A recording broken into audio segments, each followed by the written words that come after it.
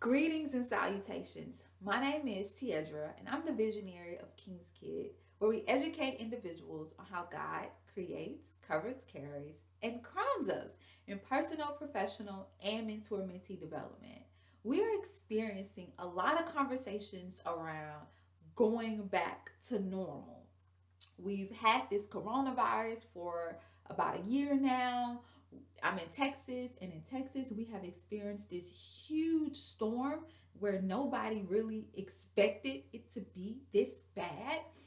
And the talk is around going back to normal. It's around how do we get some type of normalcy in our lives? How do we get rid of the mask because we don't like wearing masks or the mask may be uncomfortable? How do we attend church again? What does a brunch look like now? What does a women's Bible study in person look like now? So it's so many conversations whirling around, and I do have those desires. I have a desire to go back to church. I have a desire to attend a good brunch. I have a desire to have a good Bible study in person. But the other part of me doesn't have a desire to go back to normal. The other part of me doesn't have that desire. And I'm going to tell you why.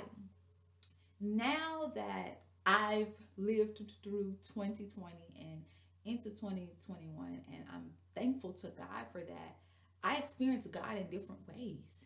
And before, I experienced Him, but not on the level that I experience Him now.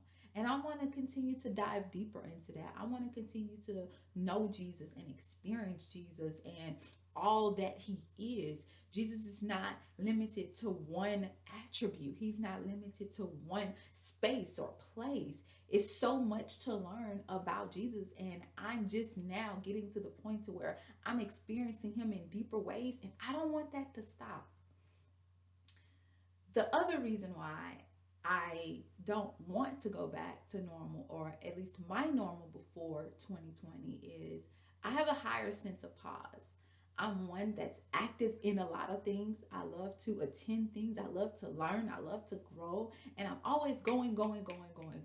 And while nothing is wrong with that, however, you do experience a high level of burnout. And when I experience burnout, I'm irritable and I don't want to be bothered and I'm done. However, this sense of pause that I have, it really allows me just to sit, just to be, and to be okay with the space that I'm in. And I don't want to lose this high sense of pause. I'm typically one that will say yes to anything and everything, sometimes without thinking about it. Now I think about that. I think about, is this in alignment with my God given assignment? So when opportunities come my way, I'm asking God, God, is this in alignment with the assignment that you have on my life? When my husband and I, we're talking about things, the question that I'm asking is this in alignment with the assignment that you have for our marriage? If it's not in alignment with the assignment, I will say no. And I will not be there. And I'll be perfectly fine with that. I won't have buyer's remorse, or I won't feel any type of way. That just wasn't in alignment with the assignment. And I'm okay with that. The third reason why is grace. I extend myself more grace now. And I want to continue to extend myself grace. And not just that, I want to extend grace to others on this type of level and even get better at understanding what grace is and what grace is not. My favorite one is rest. I rest so much more now because I've set boundaries and I stick to those boundaries. If there's a meeting that could have happened Monday through Saturday and we decide to have it on Sunday, it's a possibility I will not be there. And I'm okay with it. There are some meetings that I do have to attend on Sunday. It's not every Sunday, and I'm perfectly fine with that. But if it's something that could have been talked about on a Tuesday night or Wednesday night or Thursday night or even a Friday night or even sometime Saturday, or you could have sent it in an email and we decide to have it on a Sunday, it's a possibility I will not be there. And I'm okay with that. I'm okay with saying I won't be there, because Sunday is the day that I rest. Sunday is the day where we rest in my home. Sunday is the day where I do whatever I desire to do. If I want to sleep all day, I will sleep. If I want to read, I would read. But that's that one day that I have set the boundary. And the boundary has always been there, but there have been times where I have crossed the boundary because I felt like I needed to be there, or I felt like I owed someone something. And now that's not the case. If it's something that's going on Sunday and I want to attend, then I will. But other than that, I won't. I'll be in my bed or in the office just chilling, chilling, chilling, chilling. And another reason why I don't really have a desire to go back to how my normal was before 2020 is the ability to pivot. 2020 allowed and gave everyone the opportunity to pivot. And it was fast. Businesses had to shift.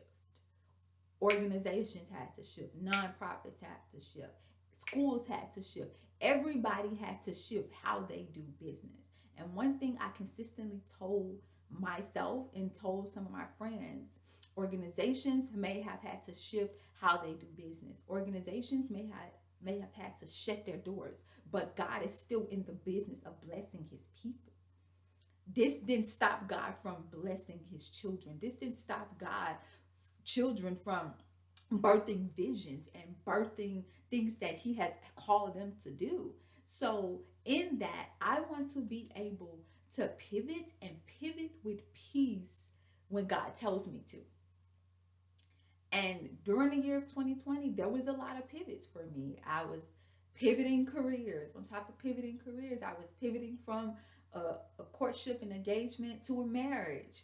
On top of that, I was pivoting with King's Kid, getting a vision for the future of King's Kid. What will keep King's Kid sustainable? So it was a lot of pivots going on at the same time. And all of these pivots really are part of my purpose. So if you pivot for nothing else, pivot because God tells you to, and pivot because it's a part of the purpose and it's in alignment with the assignment that's on your life. And one of my main reasons why I don't have a desire to go back to normal, if anyone knows me and they know a part of my testimony is the fact that I used to operate from a spirit of competition and comparison. And that's something that I have been freed from. I don't want to go back to living in a life of competition and comparison. I'm moving to a place where I can have kingdom collaborations and celebrations and live a crown life while not having to feel the need to compete or compare myself. One thing that I always tell myself is I'll never compete or compare myself when God has already crowned me for this lane. God has already crowned me for this throne. I will reign on this throne. I will reign. And saying that to myself, living that, and being that, I now can go and help others overcome competition and comparison. So while there are some things I desire to get back to normal, my heart posture, I want that to get better. I want the work that I do not just to be good, but to be God. Thank you for being on this Crown Life journey with me. I look forward to seeking and creating more crowning moments with you.